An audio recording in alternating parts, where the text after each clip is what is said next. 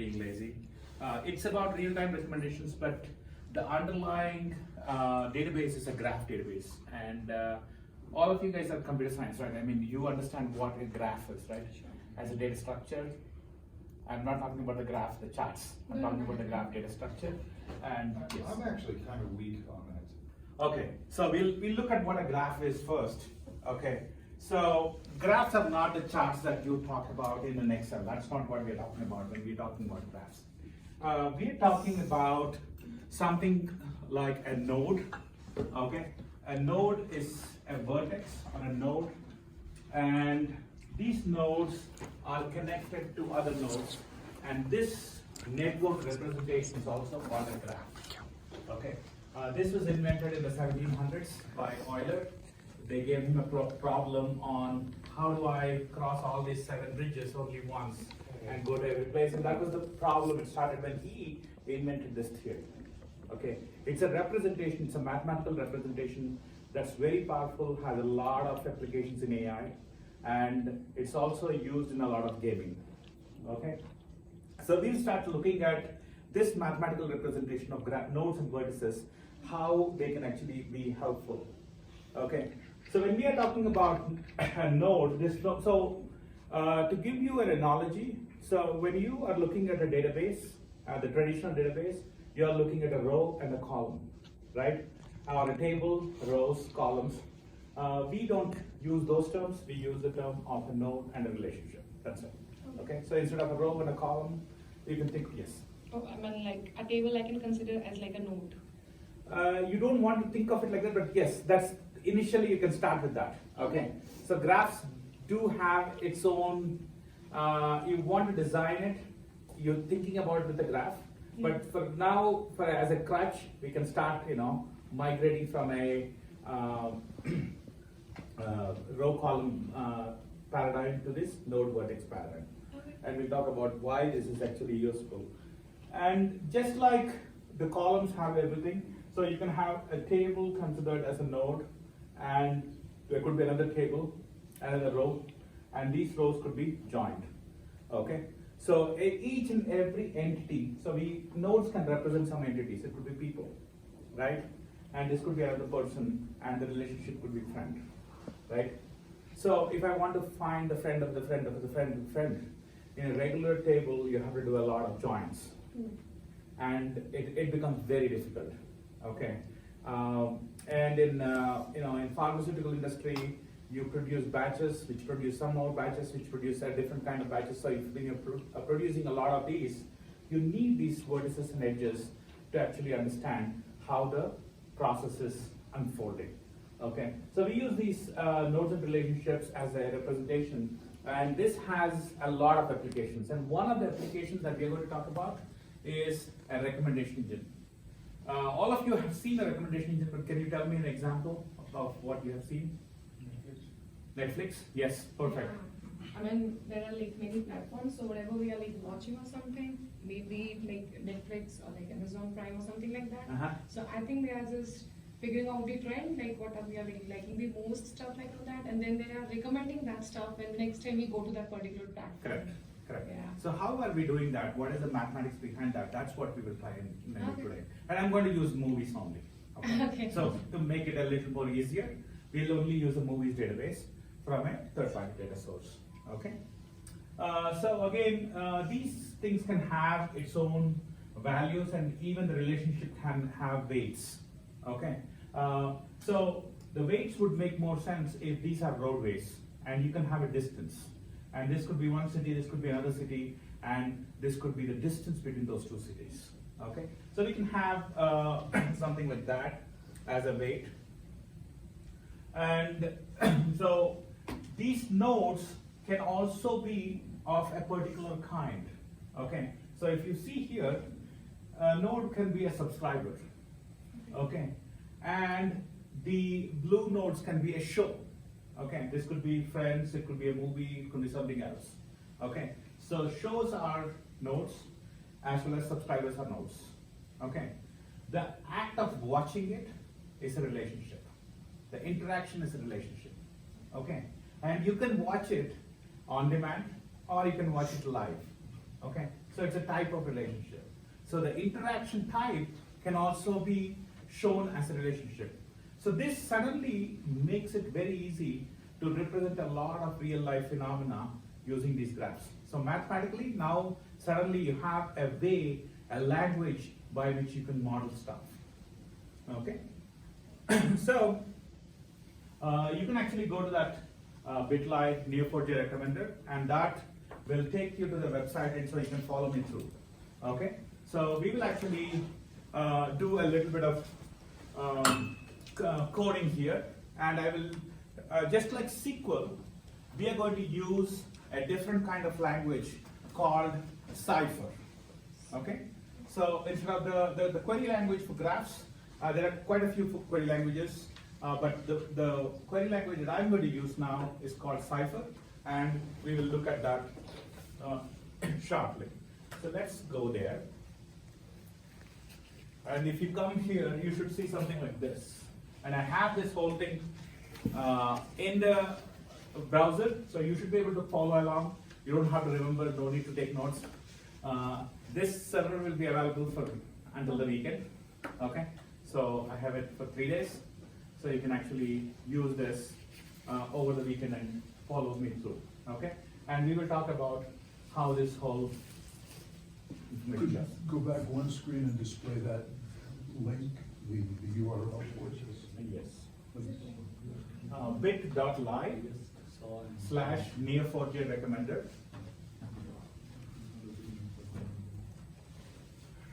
Neo4j, N uppercase and all the rest is lowercase. It needs to be uppercase in? Uppercase, yeah. It's case sensitive. I'm getting this kind of screen. Yes. You're not able to get in? It's a asking screen for a that prompts me to password? connect, yeah. A Okay, password. give me a second.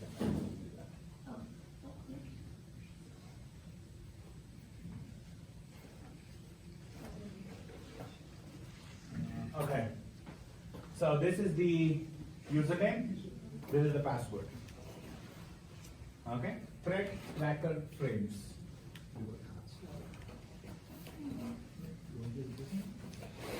Okay? Yep. We good? So all of you can log in. Could you go back to the previous slide that, this one? Yes, that link, which said, bit.ly Neo4j recommendations. Yes. I didn't get that link, so. Oh, you want this? Yeah. It's bit.ly.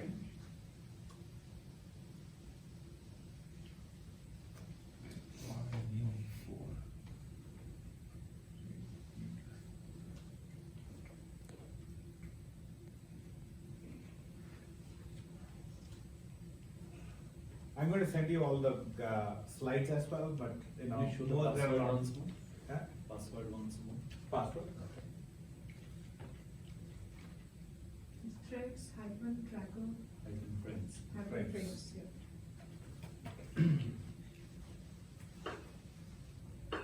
yeah. Okay.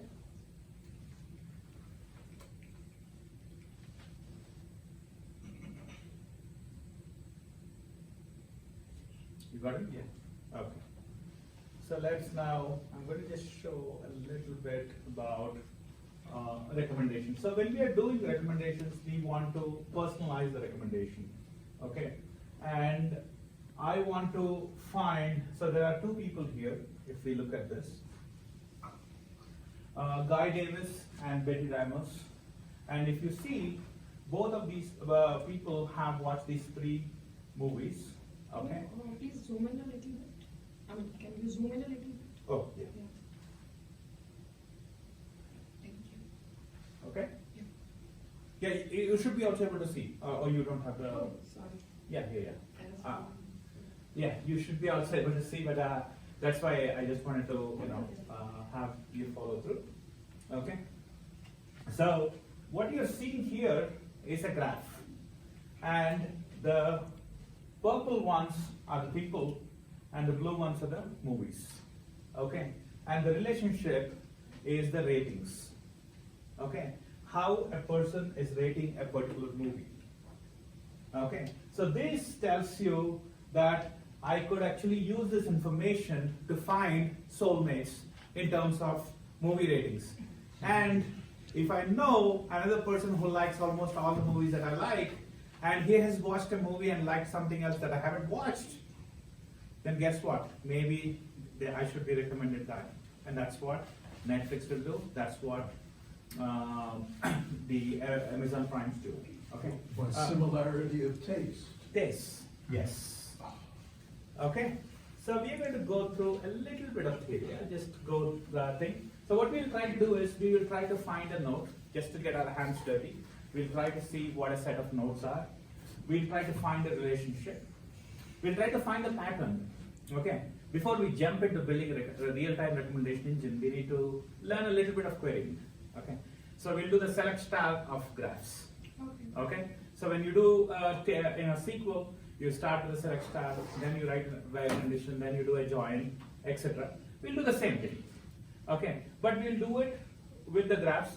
But I want to first get you familiar with the syntax. So that's what this whole thing is about. Okay? So let's just go quickly. I'm just going to talk about a theory and then we'll start working. So this is how a graph query looks like. Okay? So I want to find a movie, N, which is rated by a user, U, some kind of alias, just like the alias that you use in SQL. And I want to find those movie titles, and I want to call them as movie. So the results should show me the movies. And I want to know what the reviews are, or how many people reviewed or rated that movie as count, as reviews. And I want to find the top 5 movies, which had the highest number of ratings. Okay? And so that is what this is telling you. What we are searching for the graph pattern. This is the pattern. We are counting the number of parts. That's what we are doing here. And we are specifying what needs to be retrieved. And we are limiting it to the top 5 movies. You can change this and work it in any way we want. Okay? So what I'm going to do is, let me take this query.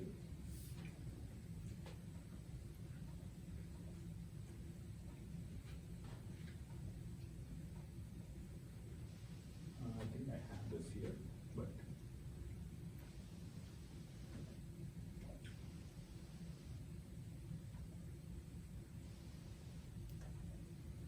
and I'm going to take this where out. Okay. And I'm going to just run this. And what you're going to see is these are the top 5 movies. Okay, when you saw this, the return is really, really quick. Okay, these kind of joins, the graph database is very, very fast. Okay, you can't do this in a SQL because SQL, this kind of query probably is similar, but when I'm trying to find more complex patterns, the SQL query is not going to be very efficient. Okay, that's why the graph comes real handy. Okay, so that's what we saw. We saw these 5 movies. Seems okay, and this is coming from a database called Movie Lens. Okay, it's an open source database that has actual user ratings, and the movie information is coming from a database called IMDb. Okay, so you have all these movies, we know what relationships are and all. So let me show you what this graph is all about. Okay, because you need to see the schema. So if I look at any kind of table structure, I want to know what is there, what tables are there. So just like you said, I have an actor, I have directors, I have genre, I have movie, I have users. And the actor has acted in the movie. I have a director who has directed a movie. I have a movie which is in a particular genre, and a user who has rated a movie. So all of this information I have parsimoniously represented all in this 6, in these 4 relationships and in these 5 node types. Okay, so that's what we have. And actually, what is the number, the 3002? Yes. That yes, number? this is 30,000 nodes. Oh, okay. That's the count of and nodes. Yes, these are the counts. Okay. And this is the 166,311 relationships. Got it. Okay. So That query which you ran, is it there here? yeah, it's on that guide. Okay, we will go through that. I have the I'll give you the slide deck as well. Okay? Okay. And so, this is a way to show how those relationships are. This is like the generic schema structure, and it tells me what are all the nodes there. And this movie, you're not seeing anything here, so I can click on this, and I can say, show me the name, and you can see that. Okay? And when I click on this, I can see the count. Okay? There are 9,000 movies in this database. Okay? Hey, Ashwin, I'm sorry to interrupt, but would you mind talking about the tool that you're using? Oh yeah, this database is called a Neo4j, a graph database. Okay, so this whole thing is we are using a graph database. There are a few kinds of databases. There's an Anzo graph database. There is Tiger graph. There are quite a few new, but this has been around the longest, and it's usually in production in many places. And I work on this database a lot, so that's why I'm familiar with this, and I work in this a lot, so that's why I'm presenting on Neo4j. Okay. Is it free, open source, or? Yes, there is a free open source version, and there's also a paid version. So we are a solution partner for Neo4j, our company is, and so we do a lot of implementations for companies like Home Depot, companies like Dish Networks. We're doing some work for Apple, we're doing some work for Merck, etc. Okay, so it's pretty popular. I think 50 of the Fortune 100 companies are right now using it, and Gartner says that graph databases is something that is going to pick up with at least 60% of the Fortune 500 will start using it by 2018. So a lot of them are using right now. And is it something always used through a browser, or do No. you use some kind of tool also? Yes, you can use it tool. There are several tools. So this is the database. This is the database client, I would say. It's a browser client. But you can actually create your own visualization. So you can there's a Python driver on top of this. So you can connect to this database using Python, using R, using JavaScript, and you can take this graph and use your own visualization if you want to. Okay. So people build. So the graph database is just a database. This is allowing you to query the database and do something. But if I'm building a app for a recommendation engine, I don't need to come here. This is my backend tool where I'm going to test it out. Okay, so that's what we are going to do. We are going to build a backend, a query that will be the real-time recommendation that will tell us how to find the recommendation. That's what we are going to eventually get to. Okay. So one quick question. So if there is a company out there that is using, say, relational databases, say suppose they have MS SQL Server, they've got a lot of data in there, or Oracle database, and they want to start using graph databases. How do they start? How do they make that migration or transition from relational database to a graph database? So usually both have their own advantages. Okay, relational database was founded for a certain reason. So if you want to do a certain kind of transactions, relational are better. Okay, but whenever you have a many-to-many relationships, okay. So I have people who can buy any number of products on Amazon, right? Amazon has 1 million products. Each person maybe buys 1,000 products, and there are probably 1 billion customers, right? This 1 billion customers are buying different thousands. Now I want to compare these people. Okay, which two customers are similar? If I ask that question to a relational database, it's going to be, it'll die. Okay, it's not going to answer that question because it's very, very hard. So what we do here is, if I given a customer's preference, we can do that very quickly here, and we will start looking at Jacquard similarity, cosine similarity. We'll go back to theory a little bit, okay, and the formulas are there. So we don't have to memorize anything because these frameworks already have those formulas embedded. But we will write a query with the formula and without the formula using the pre-built one, okay, so that we can actually see how this works. Yes. Hey, as a non-programmer, I have to ask, why is it so hard? You know, if I try to do a comparison between you and I on Amazon, look at all of our buying purchases, why is that so difficult for the computer to do? So because it's a search problem. Okay, so first thing is, let us say we are trying to find a person similar to me, not just comparing both of us. Okay. So the computer has my purchase history. Okay, so I buy A, B, C products. Now it has to go, and how is the data organized? Your data might have D first, E first, and G. Okay. And at the end of the 1 millionth row, I have A, B, C, right? So now when I have to search for everybody and then search, each row costs me some time, right? So, whereas if I have A, B, C, if I have purchased, all I have to do is, okay, give me all the people who have purchased A, B, C, and I look for the relationship and go try to find the person who's at the end of that link. So it's a lot faster when you have a link.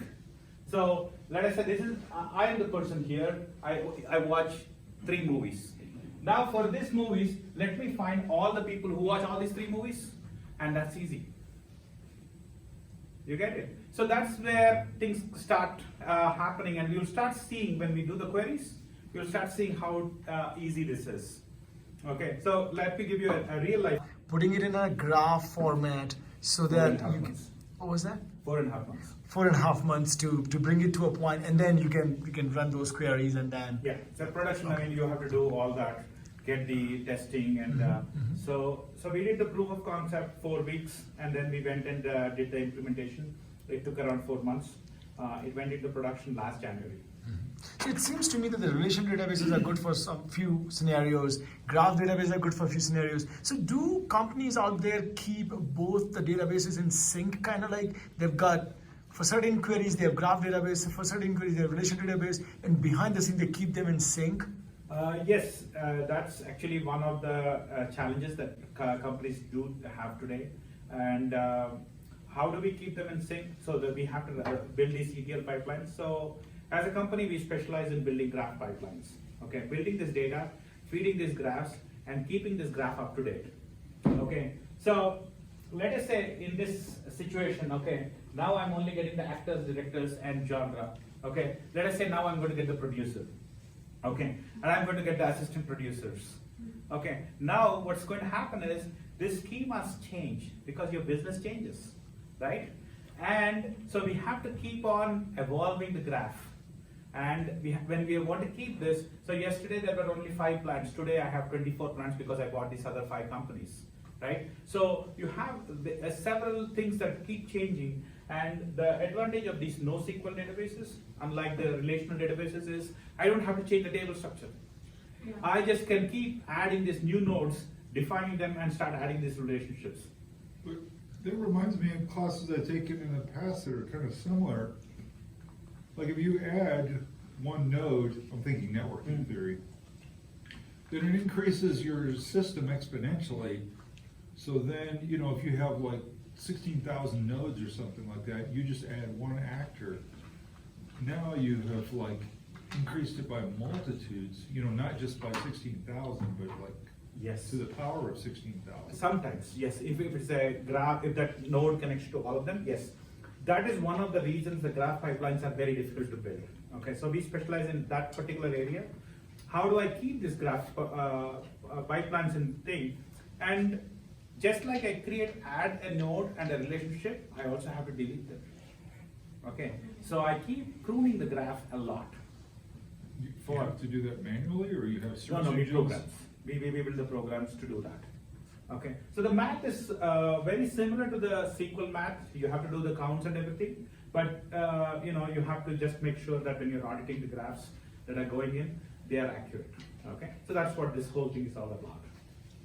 Okay, so let me just go quickly here, and I'll go back to a particular slide that I'm looking for. So we'll query some relationships, and we'll query a pattern. And this is a pattern. So I want to find, let us say, a movie for which is of interest for Angelica. So I want to find movies that are rated by others who have the same interest as Angelica. So Angelica is a user in my database. I want to find all the movies that she has rated. And I want to find movies that somebody else has rated, as long as that movie, this REC movie, has not been watched by my user Angelica. Okay, so I can do that, and that gives me all of the movies that might be of interest. Okay, so this is the first step to understand who else is watching the movies that I'm watching, and what else have they watched. Okay, so this is how we first start with. Okay, to build a recommendation, there are two ways to do it. Okay, one is to look at the recommendation based on the content itself. Okay, I like action movies. I like movies with Tom Cruise. I like this particular director. I like this particular genre, right? So you can actually make a content recommender system, which is based on these factors that are inherent properties of the movie. And you also can do it based on what the shared interests are. So real life recommender systems take into account both. And what we will try to do today is, how do I build a recommender system using content? Then we will see how to build a collaborative. And then you'll start seeing why the math that you're learning in school is so important. Okay, it is really important. Sometimes you don't realize it, but the Jacquard similarities, the cosine similarities, those distances, all those metrics do come into action here. Okay, so that's the theory part. Now let's go back and start jumping into the part here. And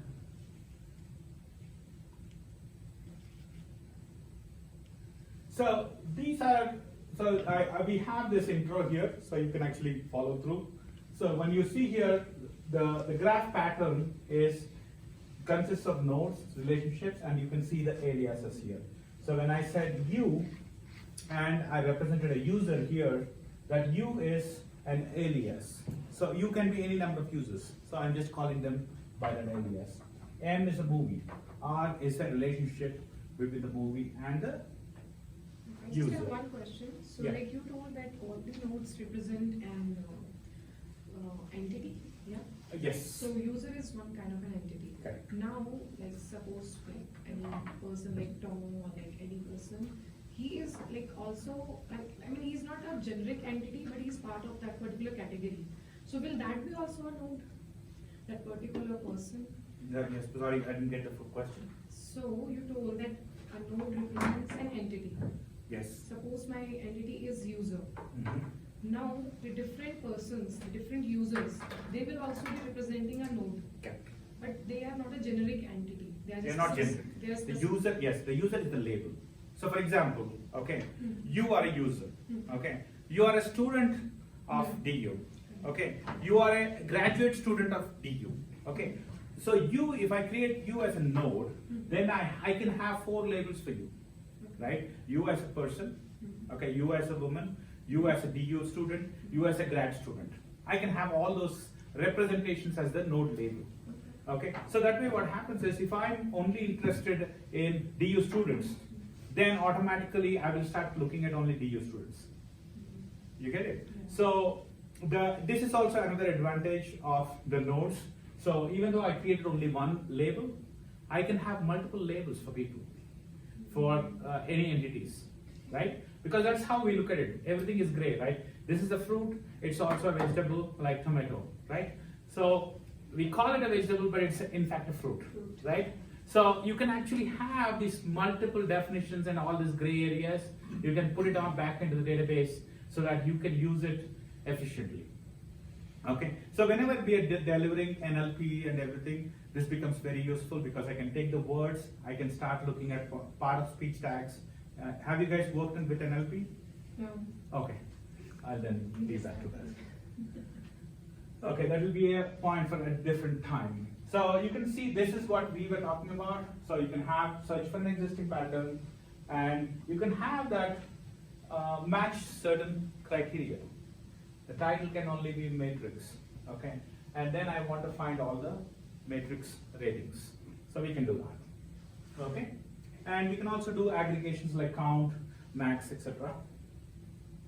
And let's now go to this. This is what I was talking to you about. You have a content-based recommendation you have a collaborative filtering recommendation.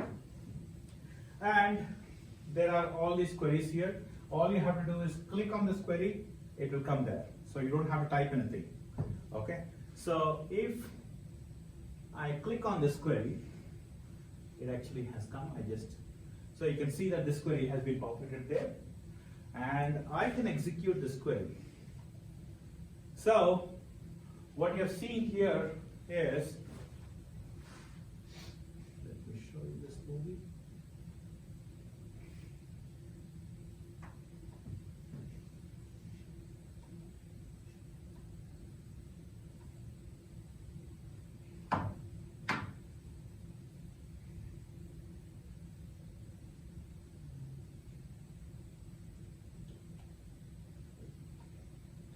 So if I see the title here, I can see that it's the net, and these are the actors: Sandra Bullock, Diane, Jeremy, and Dennis, right?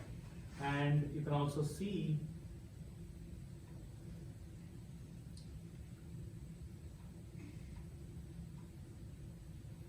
the director. And not only that, now I can actually go back and say what are other movies that this lady has acted in. So you can start seeing this fanning out.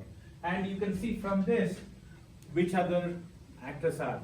And one of the weird thing is, based on this, I can tell which two actors acted on the same movie, probably they know each other, right?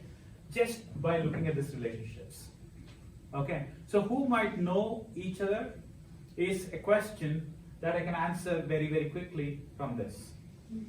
Okay, so you are connected to a friend, and he has gone to a particular university, so that's where they are friends. But that person's friend also went to the same school as you. You may not be connected, but I know that you might know each other because you went to the school in the same time, right? So that's how Facebook will recommend friends for you.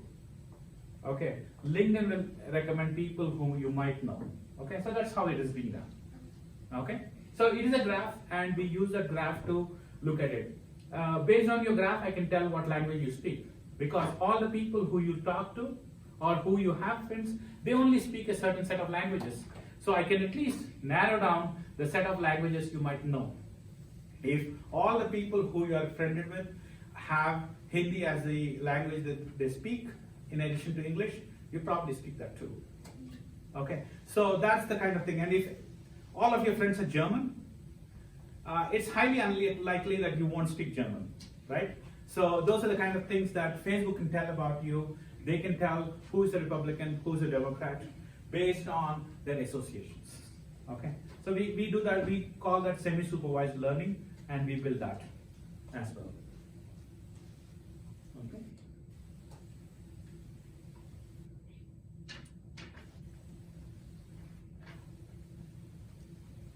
So we also can see for this movie, Crimson Tide, I want to find which user rated it, and I also want to find all the other movies that the users have rated. So let us say I want to find the people who like the Crimson, because this is the movie I like, let us say.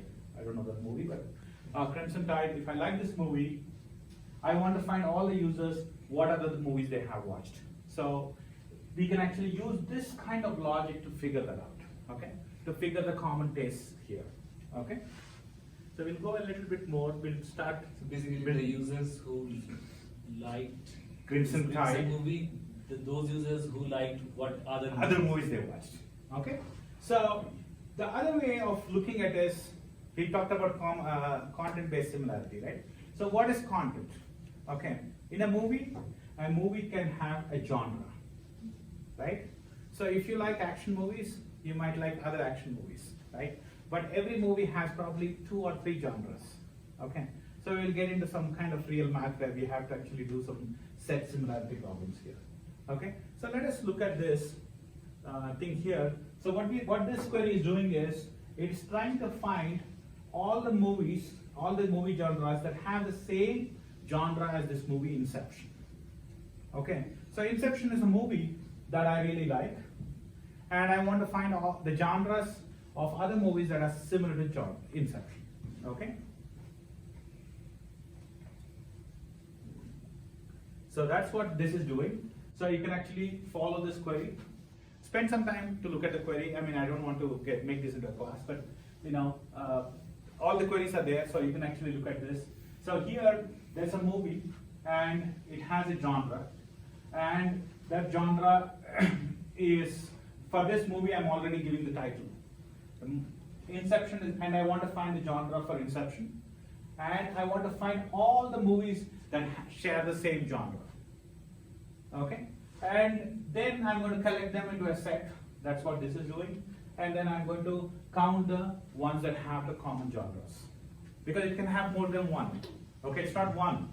So every movie can have more than one genre, so that's why I have to count them. Is there a limit to the number of genres? Genres are like drama. No, Comedy, yeah. romance. I think there will be some 10 or 12, I think. Yeah, I don't know. Yeah, but I don't watch movies a lot, so I'm not really good with this database. But it's one everyone understands better than me. So this gives you a Watchmen, and you can see that the common genres that it shares with Inception is this. So you have drama, action, thriller, mystery, sci-fi, and IMAX. I didn't know IMAX was a genre, but I guess it is. So the common genre was some sort of a keyword, CUMM, was It's just an alias. just an alias. Okay, got it. Okay. I just made that into an alias. So you're just trying to see what is the number of common genres, we're counting them. Okay. Okay, so this is the one that has the most common genres. All these three have 6 common genres with the Inception. So it has probably 7 genres because this doesn't have IMAX. So Inception, if I look at it, it's probably having 7 genres. Okay, that's why you're seeing at least 6 there. Okay. Does this make sense? We are just making the steps to build the content. We haven't built anything yet. Yeah. Okay, but we are just because the final query will look really big, so I want to make sure that we are making the steps to that. Yeah. Okay. So here what we are doing is, if we know what movies a user has watched, then we can actually use this to look at the similar. So we can actually personalize the recommendation based on what the user has watched and what other people have watched, and how we can actually recommend those movies. So let us look at this query a little bit. Before I come here, I'm going to just go over this. Okay, so we'll come back to our lady Angelica, and she has watched some movie M. Okay, it could be a set of movies, and this M is in a certain genre. Okay, and I want to find all the movies, REC movies, that have the same genre or that share the genre as these movies that Angelica has watched. Okay, and then I also want to, this movie is something that I want to recommend to Angelica, so she should not have watched it before, right? So I am saying it should not be watched, right? So I should not see any rating for this movie because she has not rated it. Okay, because she has not rated it, I'm assuming she didn't watch it, but that's a bad assumption, but it's okay. Because we do watch like a lot of movies and I don't like usually. Yes. So, yeah. But instead of having rating, a real company like Netflix Yeah. keeps track of how much time you watch. Oh. That tells you Yeah, that how can- long yeah, that can tell. you have watched. And so we don't create ratings just like that. So in real problems, this graph is usually a billion node problem. Okay, it's not going to be like just a simple problem, because if you have Netflix, there are probably 100 million users, Yeah. and each of them is watching a lot of content. And they also have multiple people in the house, multiple profiles. Okay, all of these people are watching, and all of this is being tracked. Okay, everything is known. So yeah, I mean, your profile, your personal preferences, everything is understood. And this tells you very succinctly how well I can represent your profile. Okay, that's what we are trying to do here. So I find all the movies that Angelica has not rated, and then I'm going to create a count here. Okay, I'm going to create name and the count star. So what this is doing is it's counting my genres that are common. Okay, so I'm finding all the movies that Angelica has not watched that share a genre with the movies that she watched. Okay, and I'm going to find the ones that have the highest common factor. Okay, and I'm going to give only the top 10. Okay, so that's what this is all doing. Okay, but it's still a simple query, and it tells me, okay, recommend rubber, recommend Motorama, search the freak, etc. So these are the 4 things that you see. So when you see a line in Netflix, each row is a recommendation. As you go further and further, these are the ones that are lower and lower in the scale. Okay, so that's what you're seeing there. Okay? Can I ask you a question? Hmm. Some queries you are running, those are showing graphs, some are showing these tables. So is it something you are doing or? No, in the return statement, I didn't ask for the graph, I asked for the properties. Okay, So- that query itself you have it somewhere. So, yeah, okay, let's look at the query again. So, when I'm doing this, I'm only reducing and I'm collecting the scores, right? And that's what I'm returning. I'm returning the title. Because if I just do RAC and I give the relationship and everything, then I get the whole graph. Okay. But for the website, I don't need the graph. I only need the titles. I only need the images. So I need the URL and the title, right? So if I'm building this as an API for a website, I only need these properties. So as Okay. you have those return, that's Yes. why it is just returning those. Yes. Okay. So these are all the properties that are there on the nodes. So I know the country, I know the ID, I know the rating, I know the votes, I know the language, all that stuff. These are like the attributes like we have. Exactly. Yeah. Okay. So let's go back again. And I want to go, instead of just doing a simple thing, here I'm going to do a little bit more complex. I'm going to use some math here. All I'm doing here is, maybe I want to say the director is the most important, not the genre. Because I assume genre is important, right? No, I think the director is the main, followed by who the actors are, followed by the genre. Maybe that's how I should actually look at my thing. Okay, it's a kind of a heuristic I'm doing, and let us look at that quickly. And so what I'm doing is I'm getting the genre, and I'm creating what is called a genre score, GS. And then I'm getting the actors, and I'm creating the actor score. Okay, so the known actors, the known genres, and then I'm trying to find the director, and I'm getting the director's score. So now I have these 3 scores. Then I said, okay, I want to make it even more complicated. I said the weighting factor for a genre is 5. Actor is 3. Director is 4. I multiply that, I get this, and I get a creator score. And then I say, give me the top scores. Okay? So this is like according to the priorities that you've given the. Yes, like- I mean, these are just my own priorities, but Yeah. you can build this as with a regression function. You can actually get these also and build some extra work. You have to do a little bit more work to get those. Because I mean, just based on assumptions, I think it can lead to a problem maybe. Yes. Yeah, giving wrong recommendations maybe. Yeah, but yeah, you give the wrong recommendation and you keep adjusting the weights until you get the correct recommendation, Yeah, right? yeah. So that's how you do it. Okay, so you have this Rudolph the Red-Nosed Reindeer, and you have all these movies using this scoring algorithm. Okay. Now, so this is all content-based filtering. Okay.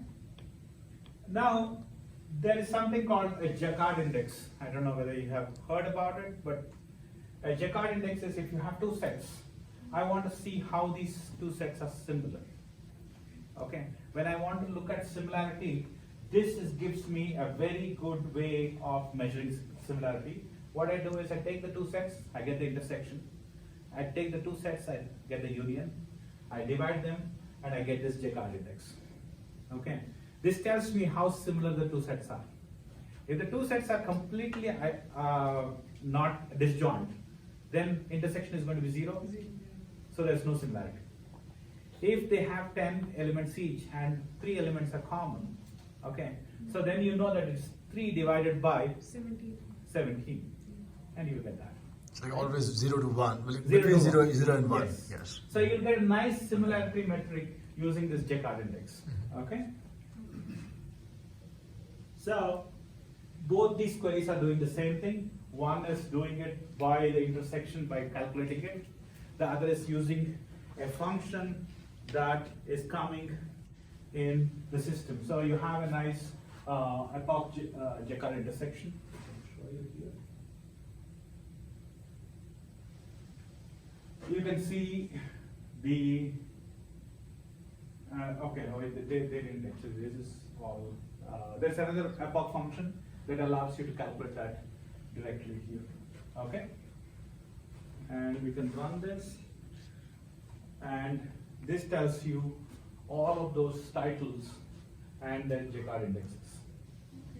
Okay, so this is a little bit more mathematical. You're getting a little bit more sophisticated. So what we started was something very rudimentary.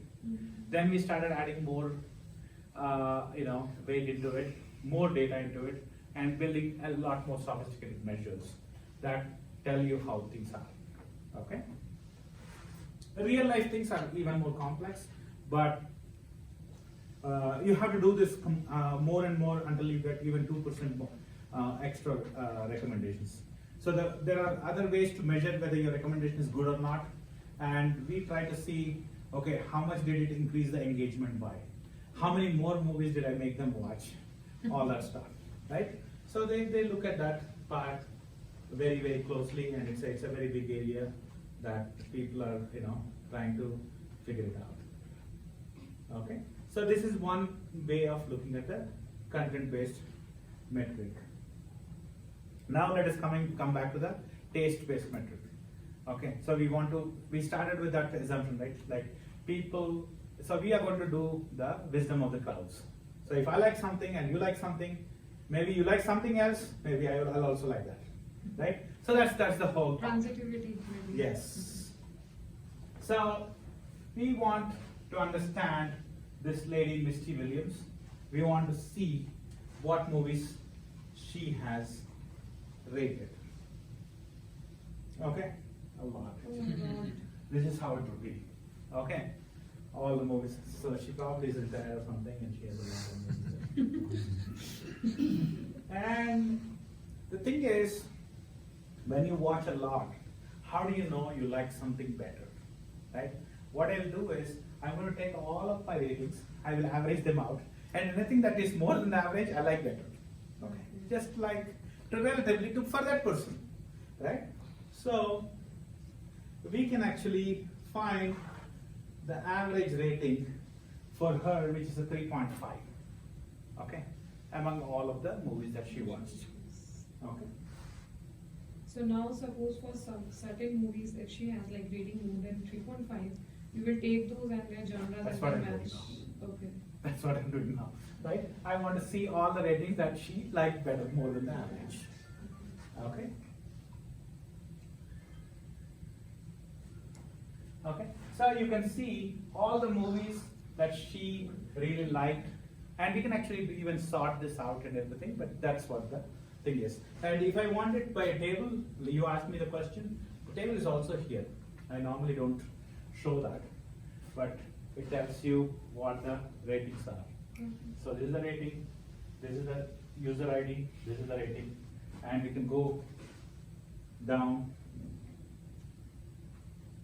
and find all the movies like that. Okay? Like that. So you can actually go through and get all of them. So that gives me now we have some of the Lego blocks that go into a collaborative filter.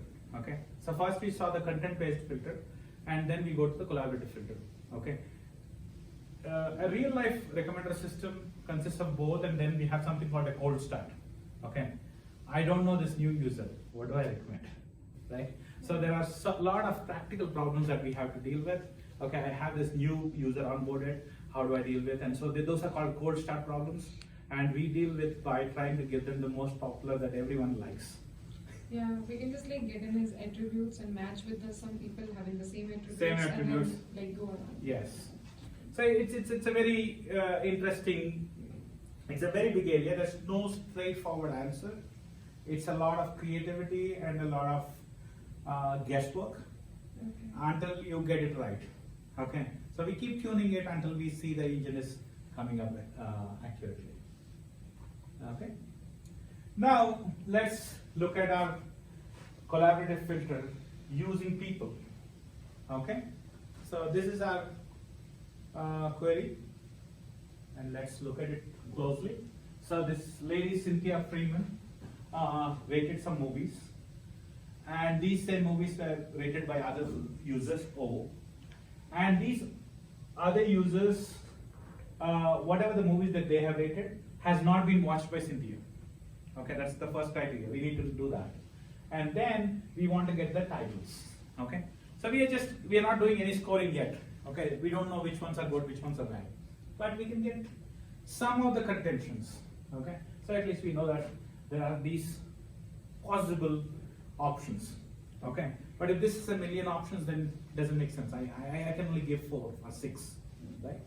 So I have to do that.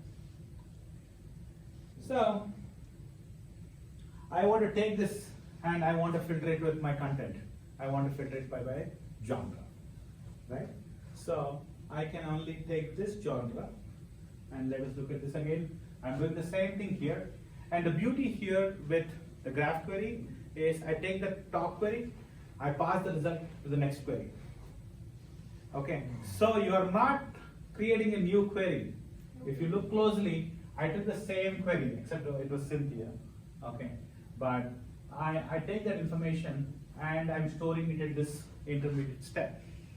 And then I'm creating another query and use this output. So I can actually create these outputs where I take this information and pass it to the next level. Can you just tell for the first query where you stored your output and then you used it like, in the next queries? Yeah, here. So like U and G are like some kind of outputs that you're getting Yeah, from? so this U is the user. Okay, so you're getting it from there and then you're using it there. Yes. Okay, Okay. fine. So that's what you're getting again. Okay, we took that and we got the score. Okay. I'm trying to rush, but slow me down. Okay, there's nothing. The scores which you are calculating here, so how you are deriving the scores? Yeah, that is a math. Simple math. Okay, nothing crazy. I take all of this collect G name as genres, and then there's a score here. This count of this common genres is the score here, and that score I'm summing them. Okay. Okay, so whatever score I get, I sum them. Okay.